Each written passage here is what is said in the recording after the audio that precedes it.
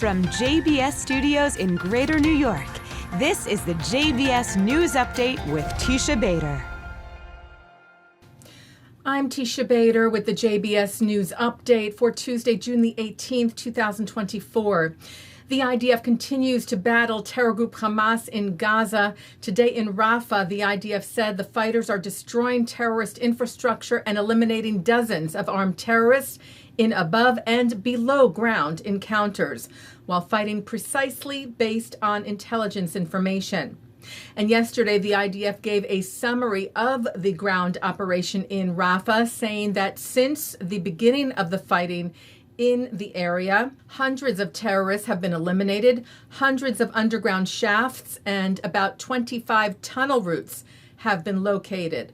The forces continue to operate in the area, the IDF said, and are making progress in the mission of defeating the Rafah brigade of Hamas.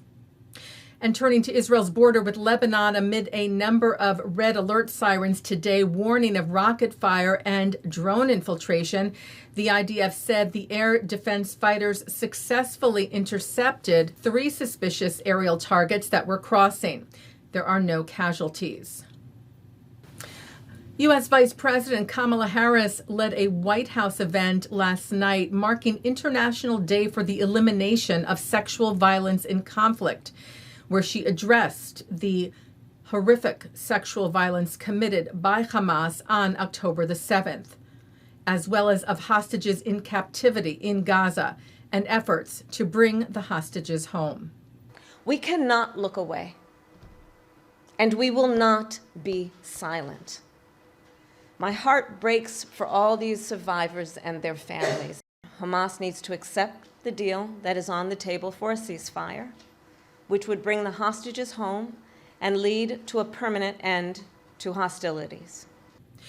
The gathering included a screening of the Sheryl Sandberg documentary on the sexual violence that took place on October the 7th, Screams Before Silence. Sandberg was at the White House event together with Amit Susana, the first released hostage to speak about the sexual violence she endured during her captivity in Gaza. Harris also met privately with Susanna and other survivors and advocates, she wrote, who are bringing to light the unconscionable crime of conflict-related sexual violence around the world, whether that is ISIS in Iraq a decade ago, Hamas on October the 7th, or conflicts across the continent of Africa. It is all of our responsibility to work to rid our world of this heinous crime and hold perpetrators accountable. The Anti-Defamation League updated its campus anti-Semitism report cards yesterday to reflect, in some cases, worse grades and in some better.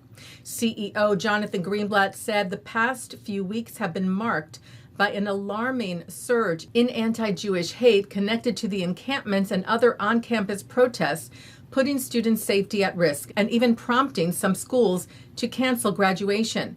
The end of the school year should be a joyous time for students and their families, Greenblatt said, and it is completely unacceptable that some university leaders have let the situation get this out of hand. Among the schools whose grades dropped in regards to how it handles anti-Semitism on campus, which surged right after the October 7th massacre, was the University of Michigan, UCLA, and Northwestern. The schools that saw an improvement include Michigan State, Princeton, and Stanford. The University of Michigan did say it would make changes after an investigation by the U.S. Department of Education determined that it, as well as the City University of New York, failed to protect Jewish students from discrimination in the wake of Hamas's October 7th attack on Israel. These are the first investigations of cases opened under Title VI of the 1964 Civil Rights Act to conclude. The JTA cited Education Secretary Miguel Cardona, saying hate has no place on our college campuses, ever. Sadly, we have witnessed a series of deeply concerning incidents in recent months. Cardona saying there's no question that this is a challenging moment for school communities across the country. The recent commitments made by the University of Michigan and CUNY mark a positive step forward. Taking a look now at our programming for tonight on JBS for Tuesday, June the 18th at 7 o'clock.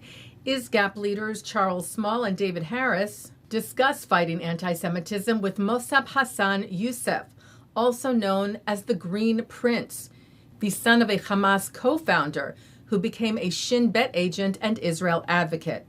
At 8, Justin Pine speaks with Yehuda Kurtzer, president of the Shalom Hartman Institute, to discuss how the Torah informs their modern perspectives. At 9, it's Dr. Ruth on L'chaim. At 10, the ILTV's Insider, which is also coming up next.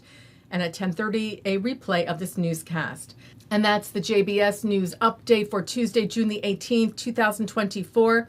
I'm Teisha Bader. We will be off tomorrow to mark Juneteenth, but I will be back with the JBS News Update on Thursday.